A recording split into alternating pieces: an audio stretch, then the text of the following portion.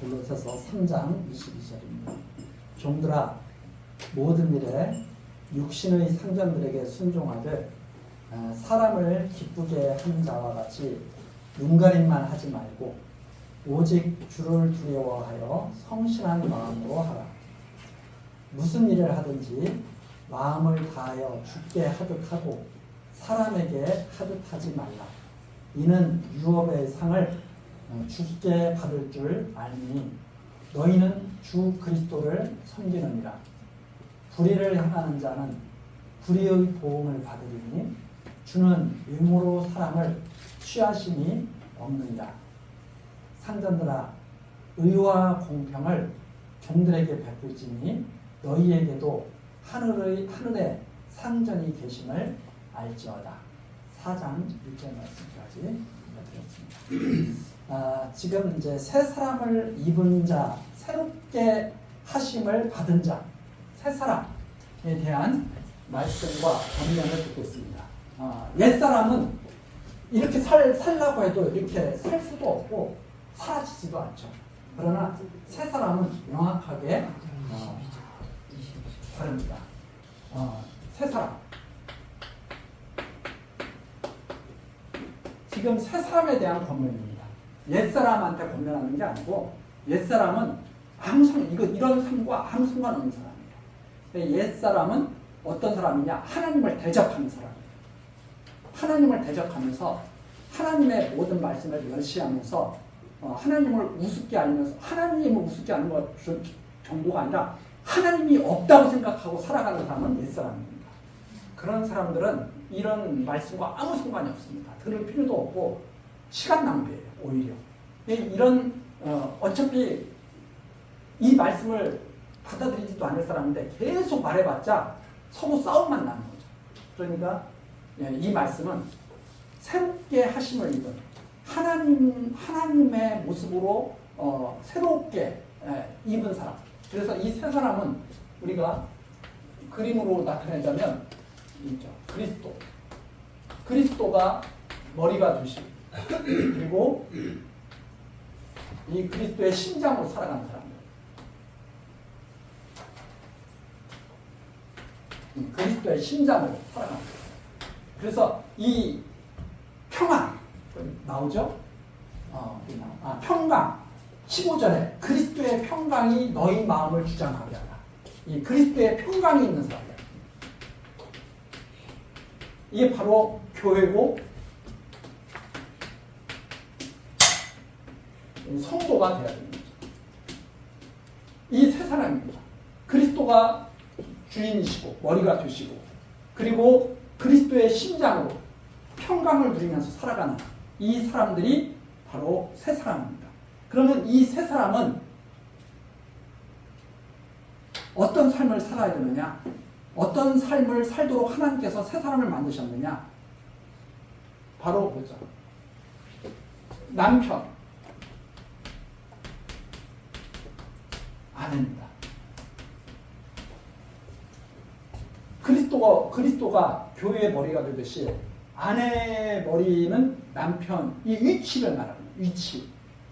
그러니까 이 남편은 마치 그리스도께서 교회를 다스리는 것처럼 이 남편은 하나님께서 너는 남편, 너는 아내.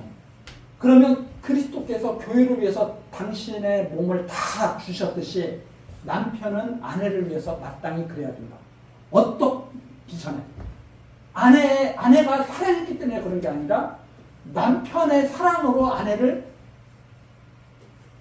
순종케 하는 거죠. 그러니까 우리가 하나님을 사랑해서 하나님이 우리에게 주신 것이 아니라 하나님이 먼저 우리를 사랑하신 거죠. 그래서 여기에서 분명히 우리가 알아야 될 순서는 남편의 사랑이 부인을 감동시키는 것이다. 이런 삶이 이루어져야 됩니다. 가장 기본적인 겁니다.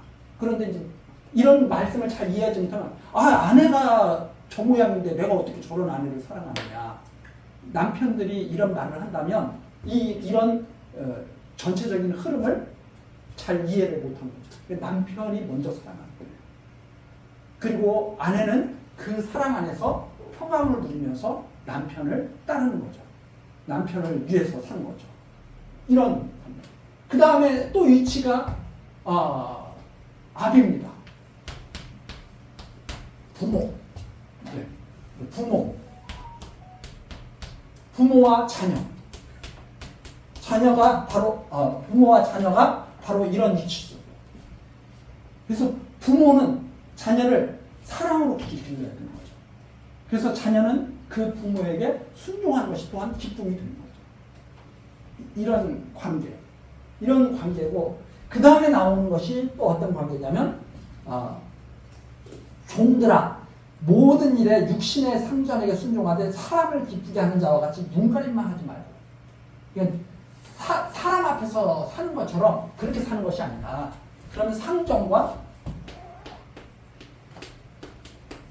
종의 관계입니다. 그런데 이제 이 성경이 쓰여질 이 당시는 그야말로 노예제도가 다 합법화되어 있었고, 주인의 명에 따라서 노예는 그냥 죽일 수도 있고 막 그런 시대였거든요. 지금은 그렇지 않죠. 그렇지만 이 위치를 보면 위에 있는 상전, 다스리는 자, 다스림을 받고 상전이 원하는 일을 하는 사람, 이런 관계죠. 자, 이때 노예제도가 있던 이때에 성경이 뭐라고 그러냐면, 야 종들아, 너를 노예로 부리는 이 상전들에게 눈가림하고 굴지 말고 성실하게 해. 그러면 이런 말씀을 딱 들으면, 지금 사람들이 이런 말씀을 들으면 완전히 성경 저거 완전히 상전을 위한 이념을 갖다가 완전히 심어주고 세뇌 공작을 하네. 이렇게 받아들이고 생각을 합니다. 지금도 마찬가지죠. 남편과 아내도 지금 소위 이제 페미니즘이라고 그러죠. 뭐라고 그러냐면, 야 무슨 위치가 달라. 다 똑같이 머리야, 머리. 이 의미를 모르죠. 그러니까 자기 자리라고 하는 의미를 전혀 모르고, 야 그게 왜 내 자리야? 내 자리. 의자가 딱 있는데 다 자기 자리라고 싸우는 거예요. 그 자리가. 근데 자리라고 하는 것은 정해진 게 있거든요. 부모의 자리가 있으면 자녀의 자리가 있는 것처럼 남편의 자리가 있고 아내의 자리가 있죠. 이 자리를 갖다가 우열로 이해를 하는 거예요. 세상 사람들. 우열로 이해를 하니까 다 그 자리 찾으려고 그러는 거예요. 하나님이 높이시고 낮추신다는 것을 전혀 믿지 않는 거죠. 하나님이 자리를 정해주신다는 사실을 믿지를 않는 거예요. 그래서 이 차이를 갖다가 차별이라고 생각하는 거죠. 이것이 많은 오해를 낳고 남편이 남자가 아내보다 우월하다고 생각하는 거죠. 우월한 게 아니에요. 우월을 말하는 게 아니라 하나님께서 지어주신 자리. 아니 팔이 팔다리에 있어야지. 팔하고 다리하고 똑같아. 너도 다리도 너도 팔로 와. 이렇게 하는 것은 우스꽝스럽잖아요. 자, 그렇다고 해서 팔이 여기 있고 다리가 여기 있다고 해서 팔이 위에 있으니까 나는 너보다 우월해. 이렇게 말하는 게 말이 돼요? 말이 안 되죠. 근데 다 그런 개념으로 이해를 하는 거예요. 왜? 하나님을 모르는 사람들이 세상 철학과 사상을 가지고 다 엉망으로 만들어 놨으니까. 그래가지고 말이 안 통하게 만들어 놓은 거죠. 서로 다. 자, 상전들과 종, 그 당시에 이런 말을 했다고 하는 것은 이건 엄청난, 아니 지금 부당한 노예제도에 있는데 거기서 도망치라고 그래야지. 종들아 눈가림 하지 말고 정말 지극정성으로 섬겨. 이게 말이 돼요. 지금도 난리가 나는데. 그래서 이런 말씀을 전할 때마다 저가 항상 마음속에 걱정이 뭐냐면, 이걸 오해를 해가지고 이 기독권을 보호하기 위한 이런 종교가 기독교다. 이런 식의 사고방식을 가지고 공격을 하고 악평을 하는 것. 사실 이것이 조금 마음속에 조금 부담되긴 하지만 정확하게 성경에서 이렇게 말하고 있습니다. 종들아 모든 일에 육신의 상전들에게 순종해야 돼. 그리고 사람을 기쁘게 하는 자처럼 그렇게 살지 마. 너희들이 정말 두려워할 것은 상전을 두려워하는 삶이 아니라는 말입니다. 상전을 두려워해서 너희들 그렇게 살면 안 돼. 근데 지금 사람들은 상전을 두려워하기 때문에 그렇게 사는 사람들이 거의 허다하기 때문에 이런 거에 대해서 반발을 사실하는 거죠. 근데 여기 보면은 상전을 두려워하는 게 아니라 오직 주를 두려워해라. 주를 두려워하라. 종들이 두려워하는 것은 이 상전을 두려워하는 게 아니에요. 주를 두려워해요. 그래서 주를 두려워하라. 성실한 마음으로 하라. 무슨 일을 하든지 마음을 다하여 주께 하듯 하고 사람에게 하듯 하지 마라. 그래서 지금 이런 모습으로 살아가지만 이 사람들은 다 누구를 섬기는 사람들이냐? 다 그리스도의 평강이 지배를 하고 있는. 그래서 남편도 아내 사랑하기를 끔찍이 자기 몸처럼 해야 합니다. 부모가 자녀 사랑하기를 끔찍이 자기 몸처럼 해야겠죠. 상전이 지금으로 말하자면 회사 사장이 사원들을 끔찍이 사랑해야 됩니다. 근데 그렇게 하지 않죠. 그렇게 하지 않으니까 뭐라고 그래요? 아내들은 또 남편들은 내 남편은 그런 남편이 아니기 때문에 나는 그렇게 할 수 없어요. 자녀들은 우리 부모는 그런 부모가 아니기 때문에 나는 그렇게 할 수 없어요. 종들은 우리 사장은 그런 사람이 아니기 때문에 나는 그렇게 할 수 없어요.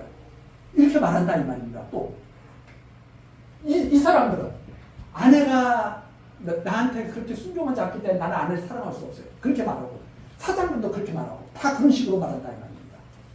그래서 잘못은 다 누구에게 있어요? 나한테 있는 게 아니라 다 다른 사람한테 있는 거죠. 다 그렇게 말을 해. 그런데 세 사람은 그렇게 말하는 게 아니라 누구와 상관없지. 아무와 상관없다. 내가 이렇게 사는 사람이다. 그래서 이 세 사람은 세상에서 구별된 사람, 세상 사람들처럼 사는 사람이 아니라 자꾸 이런 삶으로 나가게 됩니다. 그래서 24절에 이런 말이 나옵니다. 왜 그렇게 살아야 되느냐? 유업의 상을 주께 받는 것이다. 상을 받는 것은 남편에게 상 받는 것도 아니고 부모에게 상 받는 것도 아니고 삼자에게 상 받는 것도 아니야. 그럼 상은 누구에게 받느냐? 주께 받는 것이다. 자, 우리가 이렇게 쉽게 말해서 이러죠. 지금 상전과 종의 관계 서는 말이잖아요. 야, 사장이 너 먹여 살리는 거 아니야. 하나님이 너를 살리시는 거야. 하나님이 너를 살리시는 건데 너에게 이 자리를 줬어. 그러니까 하나님이 너를 살리시니까 하나님을 보고 너 일을 해야 되는 거야. 유업이라고 하는 것을 사장이 주는 게 아니야. 이렇게 정리를 해주는 거죠.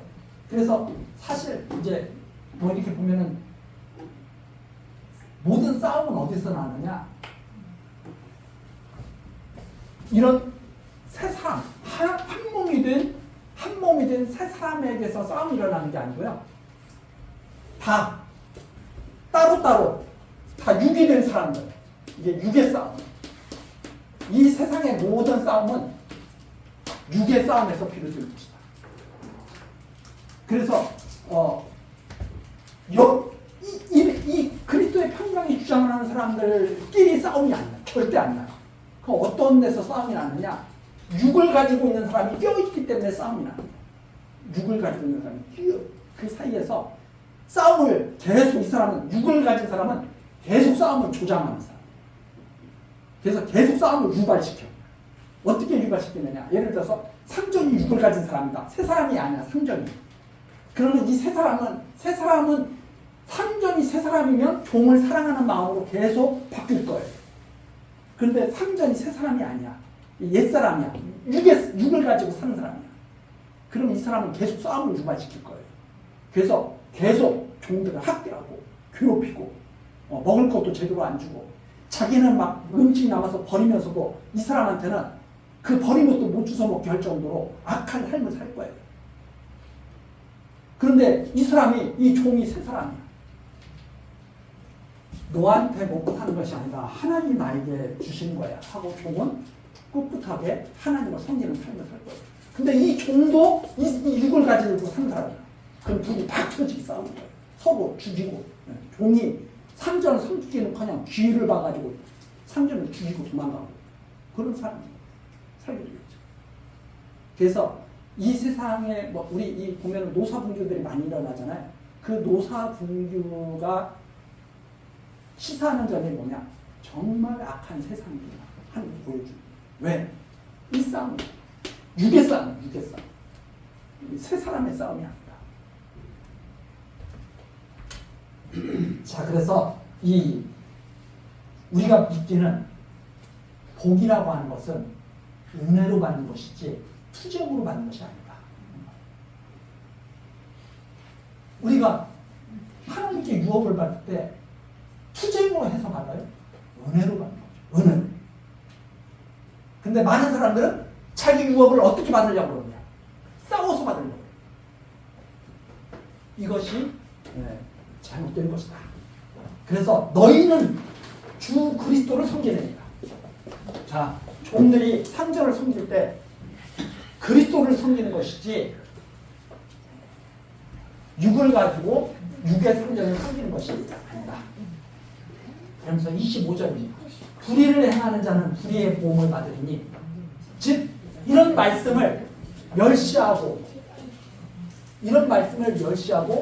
옛사람의 삶을 산다고 한다면, 그리고 눈가림만 한다고 한다면, 눈가림이 뭐예요? 예를 들어서 노사분규가 있다. 노사분규. 이 노사분규가 있으면요, 어떤 말을 하냐면 다 자기가 의롭다는 거예요. 상전은 우리가 의롭다는 거예요. 종들은 자기들이 의롭다는 거예요. 저 나쁘기 때문에 우리가 이렇게 할 수밖에 없다. 이제 그런 거죠. 근데 하나님은 벌써 의무로 너희들이 의로워? 너희들은 의로운 척하고 그럴듯하게 보이지만 나를 다 멸시하는 사람이야. 하나님의 말씀을 다 멸시하고 불의를 행하는 자들이야. 이거죠. 그래서 불의를 상전도 그렇고 종도 그렇고 불의를 행하는 자들, 겉으로 의로운 척하지만 의롭지 않은 그 사람들은 반드시 하나님께서 책임을 물을 것이다. 이제 그런 의미입니다. 그러면서 4장 1절 상전들아 의와 공평을 종들에게 베풀어라. 의와 공평. 자, 그래서 우리는 이렇게 생각을 해야 됩니다. 다른 사람은 어떻든지 나는 하나님 앞에서 살겠다. 이런 마음이 올바른 마음이지, 다른 사람들이 다 하나님 앞에서 안 사는데 나만 왜 하나님 앞에서 살아야 되느냐. 이것은 이 하나님의 말씀을 멸시하는 것이다 하는 그런 뜻을 우리가 생각을 해야 되죠. 그래서 상전들아 의와 공평을 종들에게 베풀어. 그래서 이렇게 보면 우리 그런 거 많이 있잖아요. 근로자들에게는 겨우겨우 먹고 살 만큼만 줘, 항상. 그리고 위에 있는 상전은 매 수십 대가 먹고 쌀 돈을 갖다 쌓아놓고 있어. 의와 공평을 해야 합니다. 골고루. 그렇죠? 회사가 이루어지려면 어떻게 이루어져요? 회사가 이루어지려면 사장도 있어야 되고 사원도 있어야 되고 주주들도 있어야 되고 소비자도 있어야 되고 그러잖아요. 그러면 사장도 의와 공평, 적당한 몫을 가져가야 되고 종들도 사원들도 적당한 몫을 가져가야 되죠. 그렇다고 해서 그걸 소비하는 소비자들이 손해를 보면 돼요? 소비자들한테도 적당한 유익이 있어야 되죠. 또 그 회사를 지탱하게 해주는 주주들도 적당한 또 이익을 받아야 되죠. 그래서 골고루 적당하게 살아갈 수 있도록 이렇게 잘 할 수 있는 것이 바로 상전들이 해야 합니다. 그래서 의와 공평을 베풀어야 합니다. 상전들은. 너희에게도 진짜 누가 계셔요? 너희에게도 하나님이 계시는 거야. 네가 하나님이 아니야. 그래서 상전이 하나님으로부터 나옵니다. 우리가 여기서 분명히 알 것은 상전이라고 해서 하나님 자리에 앉아있는 사람이 아니다. 종의 자리에 앉아있는 사람이다. 그 사람도. 부모도 마찬가지입니다. 하나님으로부터 하나 아닙니다.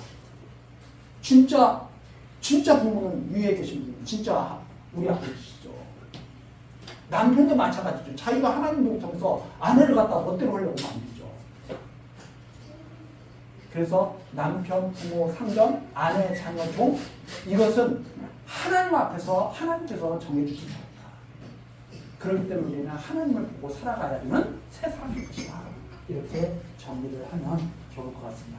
우리 다음 시간 4장절에 토픽으로 여기까지 하시겠습니다. 기도하시겠습니다. 은혜로우신 하나님, 우리들에게 새 사람을 입히시고 옛사람의 구습을 벗도록 가르쳐 주시니 오늘도 감사와 찬송을 드립니다. 하나님, 우리들 너무나 무지하고 연약하여서 옛사람의 구습을 쉽게 벗어버리지 못하고 자꾸 옛사람의 습성이 나타납니다. 하나님, 궁일히 여겨주시고 지혜와 총명을 더하여 주옵소서. 모든 사람들이 하나님을 대적하고 떠날지라도 오직 하나님 안에서 겸손히 참으며 하나님께 받을 유업을 바라보는 지혜로운 자녀들 되게 하옵소서. 예수 그리스도의 이름으로 기도드리옵나이다. 아멘.